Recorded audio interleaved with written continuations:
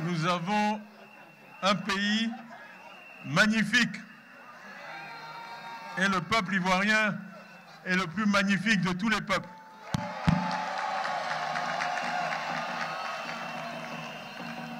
Quand il est uni dans la joie, comme cet après-midi. Donc merci pour cet accueil. J'ai également demandé à Pat Sako, si tout se passe bien, de nous donner une récompense avec un deuxième tour après mon discours.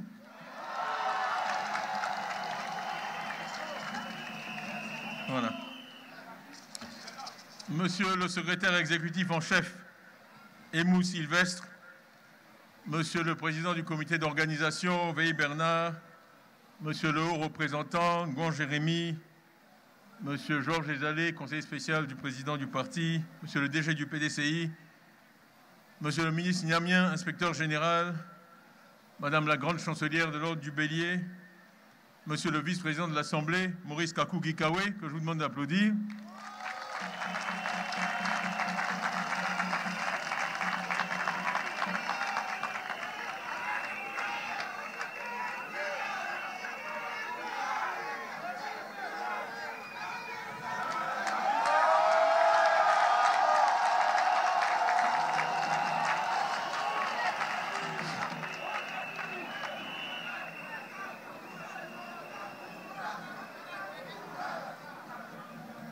Madame Linda Diplo, déléguée de Bassam, Madame la ministre Léopoldine Kofi, Mesdames de l'UFPDCI, que je salue, Mesdames, Messieurs de la JPDCI, honorables chefs coutumiers, honorables chefs religieux, militantes, militants du PDCI RDA, chère population du district du Sud Comoé. Je vous dis merci d'être venus si nombreux et je vous félicite pour cette mobilisation tout simplement extraordinaire, chacun peut le voir. Je vous remercie pour l'accueil chaleureux que vous nous avez réservé, à moi ainsi qu'à toute la délégation qui m'accompagne. Je tiens ici à saluer avec le plus profond respect, sans oublier personne, toutes les personnalités administratives et coutumières, tout le personnel politique de la région, le haut représentant, les délégués, nos vaillants secrétaires généraux de section, que je vous demande d'applaudir, les présidents de comités de base, ainsi que nos structures spécialisées, UF et JPDCI, socle de notre action sur le terrain. Grand merci aux vaillantes populations de la région qui n'ont ménagé aucun effort en un temps record pour venir en grand nombre nous accueillir et nous écouter. Merci à tous.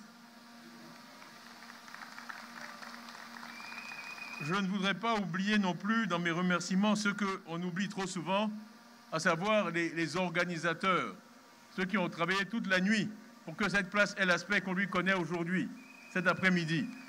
Ils ont travaillé sans relâche et je tiens vraiment à les remercier parce que le travail doit toujours être reconnu. Donc merci à tous les sans noms qui ont travaillé et qui nous permettent d'avoir une sono de qualité et un très beau cadre pour cette réunion. Je suis personnellement très heureux de me retrouver dans la région du Sud Comoé, région mythique de notre pays. Le Sud Comoé, en effet, a donné à notre pays et à notre parti un grand nombre d'illustres personnalités qui font notre fierté à tous. La ville d'Aboisseau revêt une importance stratégique pour le PDCI RDA sur le plan historique comme sur le plan politique.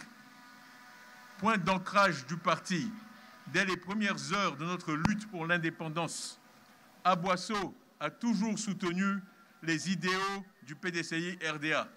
Aboisseau est tout simplement un bastion électoral du parti.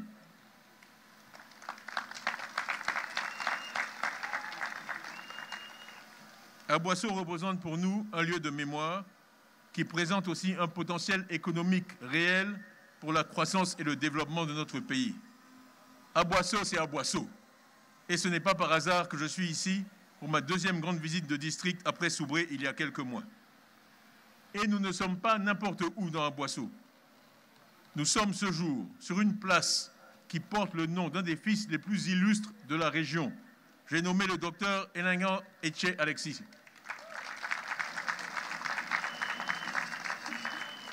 Figure emblématique, membre influent du PDCI RDA, son engagement en a fait une personnalité universellement respectée et admirée par les militants et les cadres du parti. 21 ans après qu'il nous a quittés, ses idées, sa foi dans le pouvoir du dialogue, sa force de bâtisseur de consensus continuent de nous guider. À ce stade de mon propos, je voudrais faire une pause pour saluer respectueusement et chaleureusement notre maman, la présidente Henriette Konan-Bédier.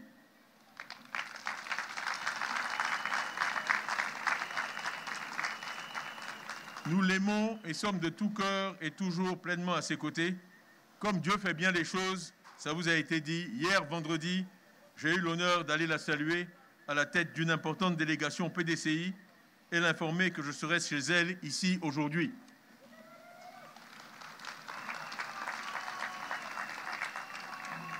Elle s'est réjouie de cette initiative et nous a donné sa bénédiction pour que tout se passe bien ici chez elle.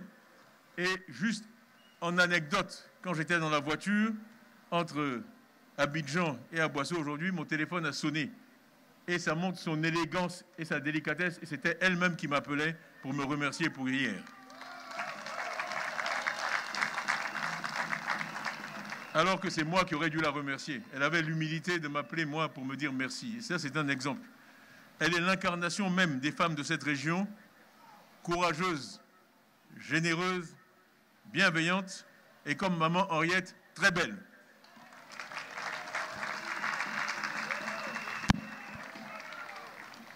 Après elle, nous avons aussi rendu visite, toujours hier, c'était une journée bien chargée, à la présidente Thérèse Houphouët-Boigny, qui m'a prodigué encore des conseils, qui a 94 ans, Dieu la bénisse. Et nous avons évoqué ensemble des souvenirs du président Houphouët-Boigny, des souvenirs d'enfance, et elle nous a encore donné sa bénédiction, ainsi qu'à la délégation du PDCI qui m'a accompagné.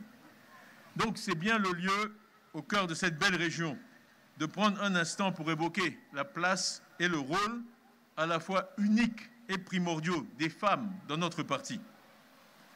C'est le 22 décembre 1949, il y a exactement 75 années, presque jour pour jour, que nos femmes PDCI, véritables Amazones, ont effectué sur 3 jours une marche sur Grand Bassam pour exiger la libération de nos responsables politiques emprisonnés par les autorités coloniales françaises. Quel exemple, quel courage, saluons-les de nouveau.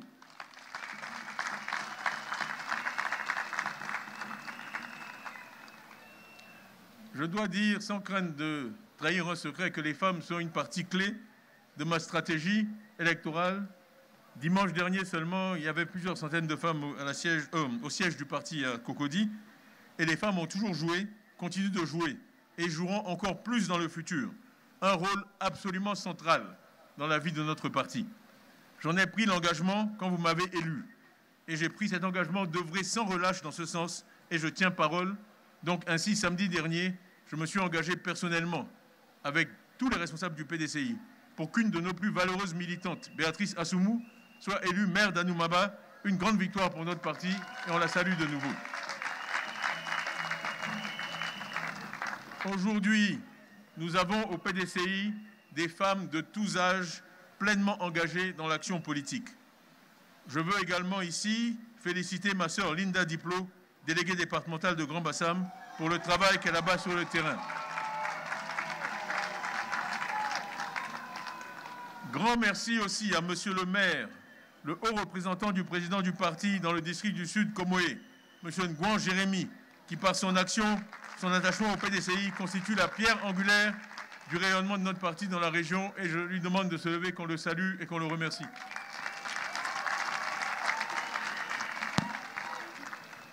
J'associe à ces remerciements le vice-président Georges-Philippe Ezalé, mon conseiller spécial.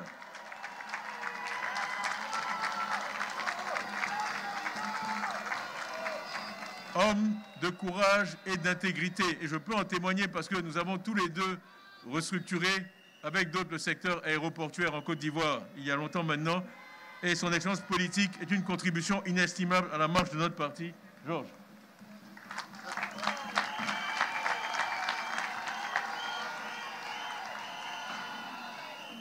Il voulait parler aujourd'hui. Je lui ai dit non, ne t'inquiète pas, tu es dans mon discours. Voilà. Enfin, j'aimerais remercier mon proche collaborateur, le député maire de Port-Bouët, cadre illustre de votre région, Sylvestre Emou, qui abat chaque jour un travail extraordinaire à mes côtés. Sylvestre. Voilà. Le PDCI, ce n'est pas un one-man show. On travaille en équipe.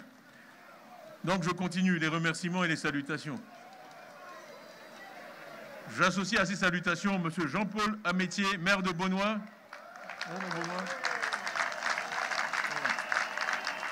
qui a été décoré aujourd'hui. M. Anoma Magloire, qu'on a entendu tout à l'heure. Oui, Magloire. Bon, Magloire, il est là-bas. Voilà, saluez-le. Merci. Toujours sur le terrain, toujours au travail. Merci. M. Amangwa Lokensi, je l'ai vu tout à l'heure, voilà, il est là-bas. Ainsi que tous les autres cadres, les hommes et les femmes à qui je demande pardon de ne pouvoir les citer ici, mais on a tellement de cadres de votre région au PDCI que je pourrais continuer jusqu'à 20 heures. Donc, on doit continuer. Donc, pardonnez-moi ceux que je n'ai pas pu citer. Mais le PDCI regorge de talents que le district lui a fournis. Je leur rends hommage pour l'important travail qu'ils abattent et pour le combat qu'ils mènent chaque jour pour votre région, pour notre grand parti et pour la Côte d'Ivoire.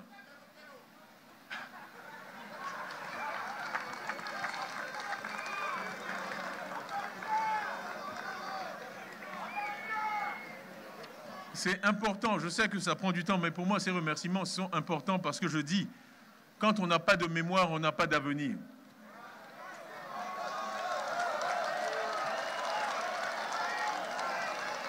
Quand on n'a pas de mémoire, on n'a pas d'avenir. Et nous sommes un parti qui a de la mémoire.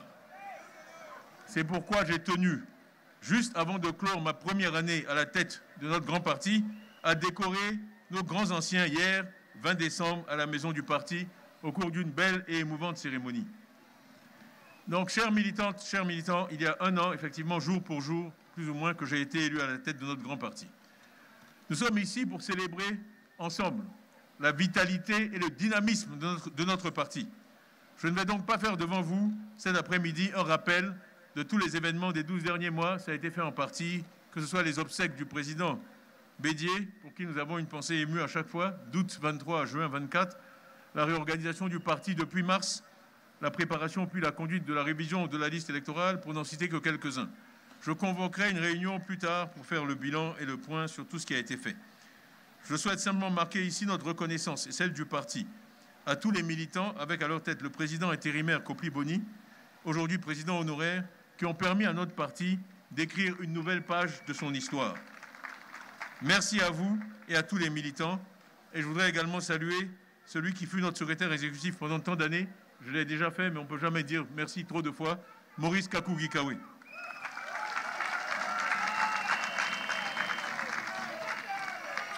Alors, au cours du travail que nous avons commencé, on me parle souvent de vision. Je vais dire quelques mots et puis je reviendrai là-dessus. Mais nous avons identifié 6 thèmes. Et je vais les citer. Le premier, c'est paix et sécurité.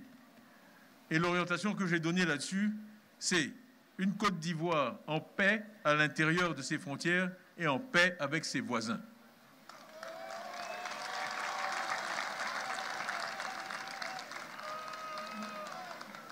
La paix est le socle de tout et la valeur fondamentale du PDCI RDA. Le refus de la violence, la paix. Et on ne peut pas être en paix quand on n'est pas en paix avec ses voisins, que ce soit au niveau d'une famille ou au niveau d'un pays. Donc, nous avons un groupe de travail qui travaille là-dessus et des propositions concrètes seront faites. Mais c'est important de savoir la finalité avec laquelle on aborde ce travail, voilà, qui est la paix. Et vraiment la réconciliation, l'harmonie entre les Ivoiriens, dont nous essayons de donner l'exemple au PDCI avec, autour de moi, des personnes de différentes convictions, de différents points de vue, c'est dans le rassemblement qu'on fait le meilleur travail.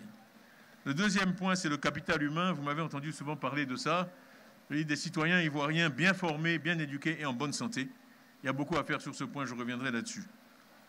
Économie et équité. J'ai choisi ce titre parce que l'économie sans l'équité n'est rien. Si vous faites de la croissance sans équité, c'est très facile. Ce qui est difficile, c'est de produire une croissance équitable, une croissance qui profite à tous. Et ça demande de la réflexion et de l'effort. Sinon, une croissance échevelée qui se fait dans le désordre, ce n'est pas ce qu'on doit faire dans un pays. Donc, voilà.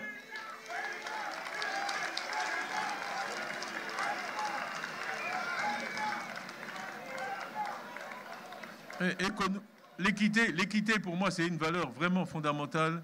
Moi, je rêve d'une Côte d'Ivoire où un enfant, où qu'il naisse sur le territoire national, a les mêmes chances de réussir. C'est ça qu'on appelle l'équité.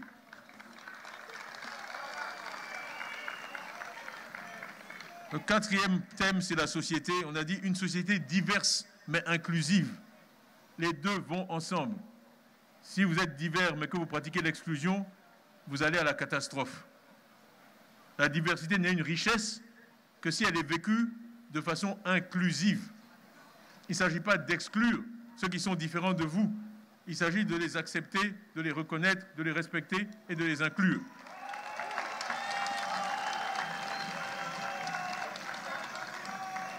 Donc, une société où les droits de chacun sont respectés, où on n'est pas arrêté pour ses idées et où chacun peut faire entendre sa voix sans crainte, sans crainte, sans crainte, sans peur. Bon.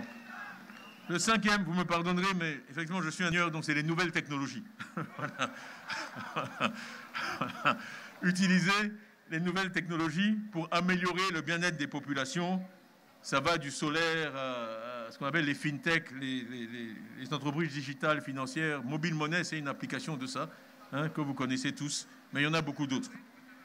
Et le dernier thème, c'est le développement durable, parce que produire un feu de paille, c'est facile. Ce qui est difficile, c'est d'avoir des résultats sur la durée, de façon durable. Pas un feu de paille et puis ensuite, c'est la catastrophe. Donc, le développement durable, c'est aussi un objectif. Mais pour fermer ce chapitre, je dirais la priorité des priorités, dans la droite ligne des convictions éternelles du PDCI, c'est le capital humain. L'homme est au début et à la fin du développement.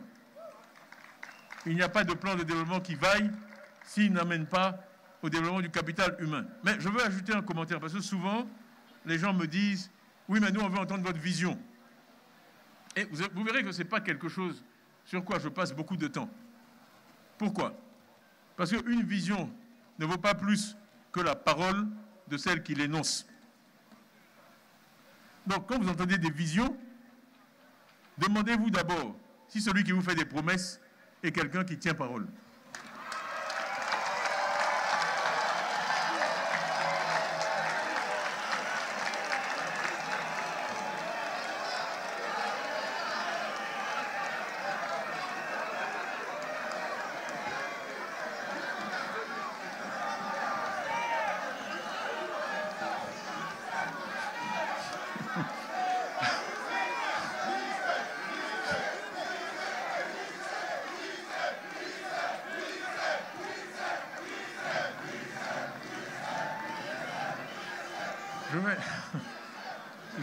Je vais bisser approximativement parce que je vous ai parlé avec mon cœur, ce n'est pas dans mon discours. Donc, ce que je dis, c'est que les promesses ne valent pas plus que la parole, que ne vaut la parole de celui qui vous les fait. Donc, il ne faut pas seulement se demander, est-ce qu'on m'a promis A, B, C ou D? Est-ce que la personne qui vous fait cette promesse est une personne de parole?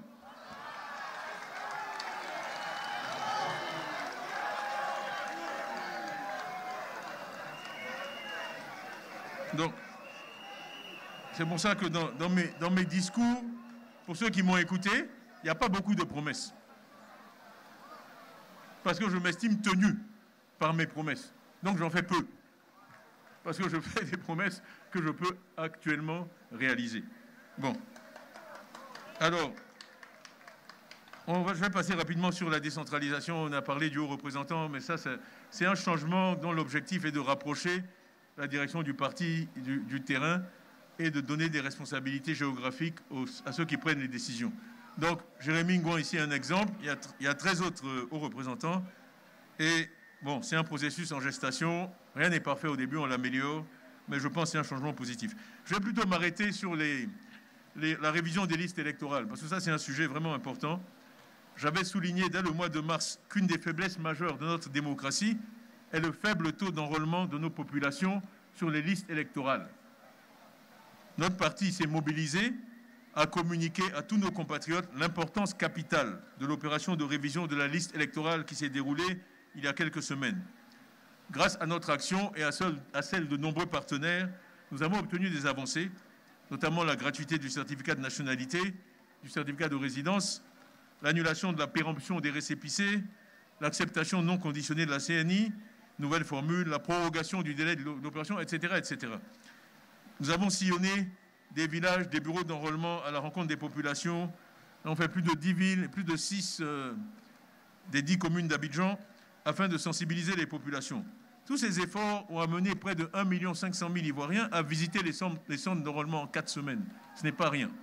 Dans un pays qui compte 7,8 millions d'enrôlés. C'est beaucoup. C'est un niveau jamais atteint dans les exercices précédents.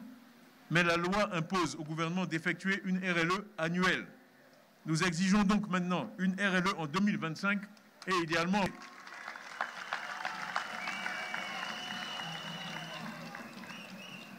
Tout le monde a pu constater que la production des certificats de nationalité a été un obstacle majeur.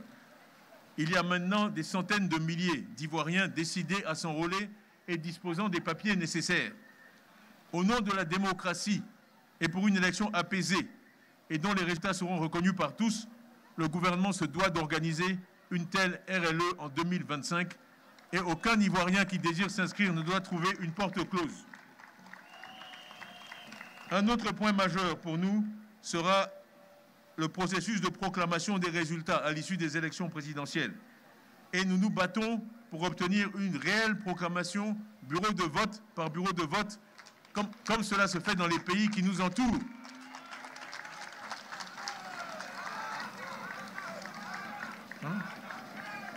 Et qui ont montré récemment leur niveau de maturité démocratique. Les exemples du Sénégal et du Ghana, 2 pays qui ont su vivre une alternance politique dans la paix, sont des exemples à suivre. Partout donc, on voit les dirigeants, les militants de notre grand parti à la tâche.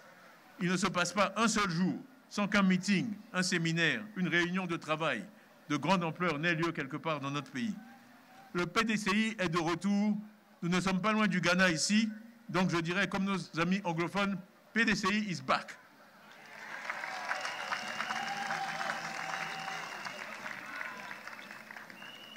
Notre parti est à quelques mois de son retour aux affaires après plus de 25 années dans l'opposition. Et tous ensemble, déterminés et soudés, plus que jamais, nous y arriverons. Le PDCI-RDA veut le pouvoir d'État pour que les conditions de vie des Ivoiriens s'améliorent, pour que la Côte d'Ivoire soit admirée.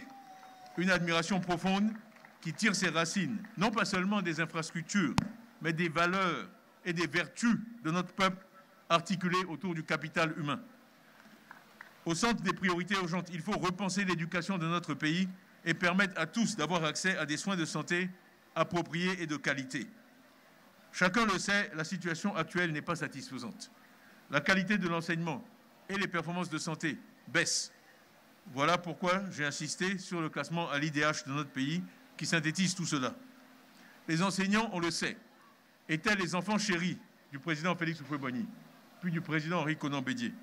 Et nous en ferons, ça c'est un engagement que je prends, les enfants chéris de la République à partir d'octobre 2025.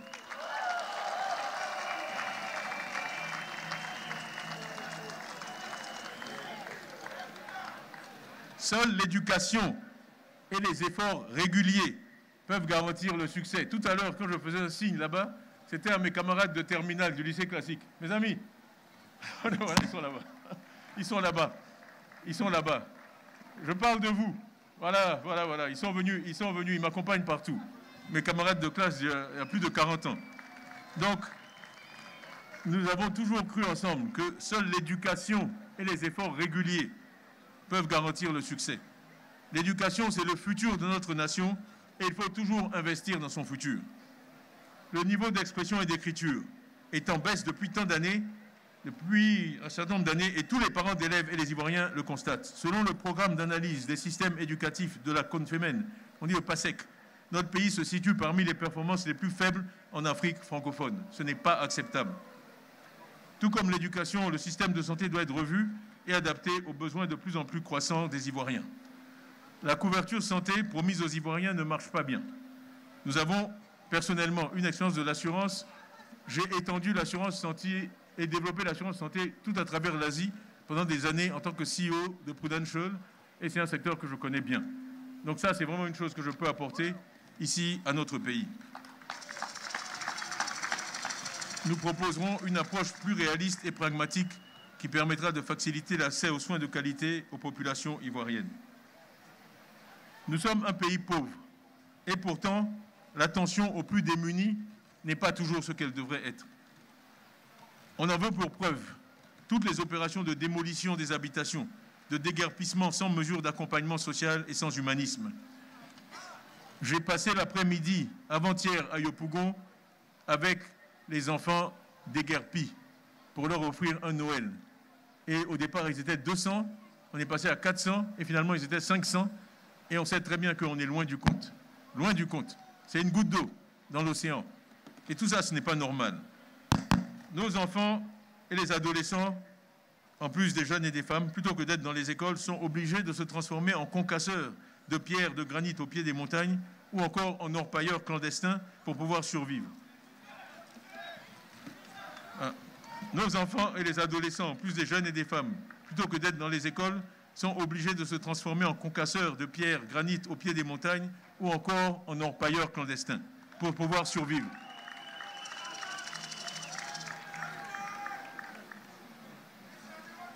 L'inflation est intenable. Les prix des denrées alimentaires augmentent. Ainsi, par exemple, le prix du litre d'huile est passé de l'année dernière de 950 francs à 1375 francs cette année. La baguette de pain est passée de 150 à 200 francs sur la même période. Le prix du riz a bondi. Le sac de 25 kg de riz rizière est passé de 14 000 à 17 500 de l'année dernière à cette année. Et les exemples sont nombreux, j'ai juste pris quelques exemples. En fait, bon, il reste juste, j'ai presque fini. J'ai presque fini, donc peut-être vous allez me laisser faire une petite plaisanterie. Mais vous me racontez une petite histoire. Pour moi, c'est l'histoire du mari jaloux et négligent. Donc, c'est un mari, disons qu'il est marié depuis 14 ans. Et au début, en fait, il faut être juste, au début, le mariage marchait à peu près. Les premières années ont été bonnes et il y a eu des réalisations, des progrès réels. Mais petit à petit, les choses se sont dégradées. Le mari s'occupe beaucoup moins de la femme. Elle est mal nourrie. Parmi les enfants, ils ne s'occupent pas très bien de l'éducation des enfants. Ils ont faim, ils ne sont pas contents. Après, à un moment même, ils commencent à battre la femme. Quand elle se plaint, il la bat. Quand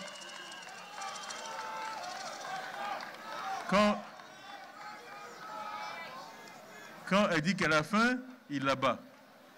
Quand elle dit qu'elle n'est pas contente, il dit qu'elle devrait être contente. Non, je ne parle pas d'une personne. Hein. C'est une fable. C'est une fable. C'est une fable. C'est une petite histoire que j'ai inventée. Et quand elle se plaint, il dit, mais j'ai repeint les murs l'année dernière. Elle dit, mais j'ai faim. Il dit, si, tu ne vois pas comment les murs là sont jolis, la peinture est toute neuve.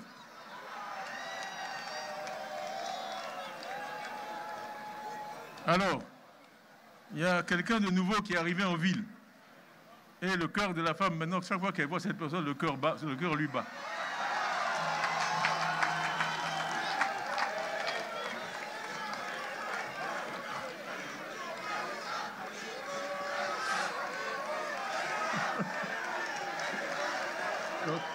Alors,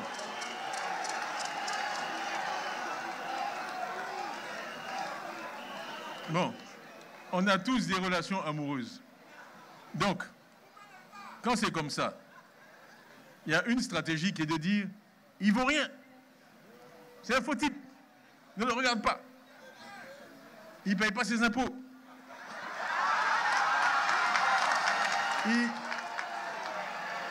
Il est parti pendant 23 ans. Il ne vaut rien. Il y a une autre stratégie qui est de mieux s'occuper de sa femme, lui offrir des fleurs, peut-être lui offrir des nouveaux vêtements, être plus gentil avec les enfants. Je peux vous assurer que la première stratégie, là, ne marche pas. Je pense qu'on a tous vécu ça. Si vous voulez même que votre époux ou épouse s'intéresse plus à cette personne, il faut continuer à attaquer cette personne tous les jours. Tout le monde sait ça, ça ne marche pas. Ça fait qu'accroître son intérêt. Je dis, ah bon, mais vraiment, cette personne-là doit vraiment être intéressante, parce que pour générer autant d'attaques, d'acrimonies, de critiques, hein, ça doit être quelque chose. Donc, c'est pour faire rire, hein, je dis, c'est la fin de mon discours, donc on peut rigoler un peu. Alors, peut-être même pour ajouter un commentaire, parce que, bon, peut-être elle a envie de partir. Donc, il y en a qui se disent, peut-être on va recruter des gros bras. Comme ça, on va la coincer pour qu'elle ne puisse pas partir l'année prochaine. Mais, hein, mais, il y a une subtilité, parce que si la nouvelle personne a la réputation de bien s'occuper des enfants, mais les gros bras, ils ont des enfants aussi. Ils ont des enfants aussi. Et puis parfois leurs enfants tombent malades.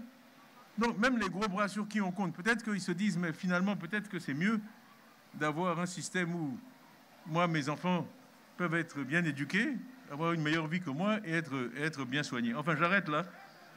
Je vous laisserai...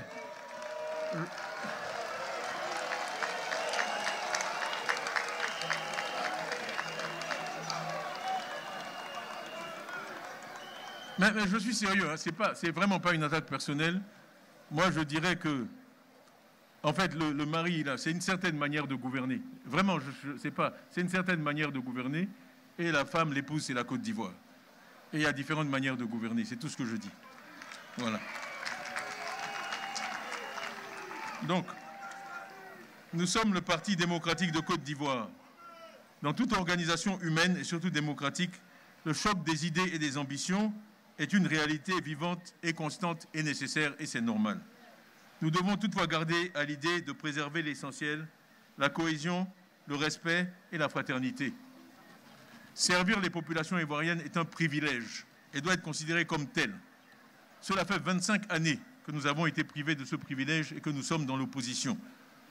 Dans quelques mois, nous pourrons, dans l'union, mettre un terme à cette situation.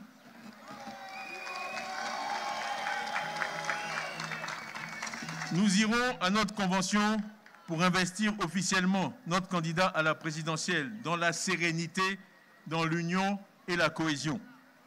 Nous avons tous les atouts pour arriver au pouvoir et vous pouvez compter sur moi pour faire en sorte que nous remportions la victoire.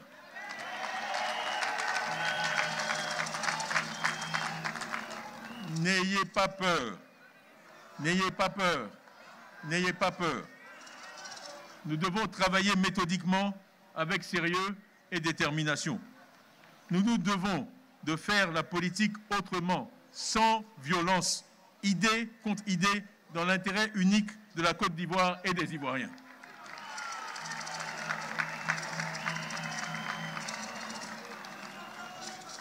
Je compte sur vous tous pour voter massivement en 2025 et convaincre tous ceux qui sont autour de vous de voter massivement. Je l'ai dit, je le répète, c'est le bulletin de vote qui nous donnera l'éducation de qualité à laquelle nos enfants et nous avons droit. C'est le bulletin de vote qui nous donnera les soins de santé auxquels nous avons droit, qui nous donnera la sécurité, la paix.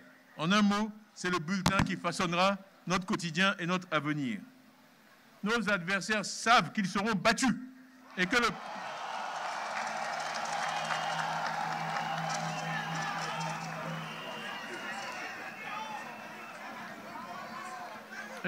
le PDCI-RDA sera de retour au pouvoir, si Dieu le veut, à la fin du mois d'octobre 2025. Préparons-nous, redoublons d'ardeur pour le retour du PDCI au pouvoir afin que notre pays retrouve la paix, le progrès pour tous et le bonheur pour chacun.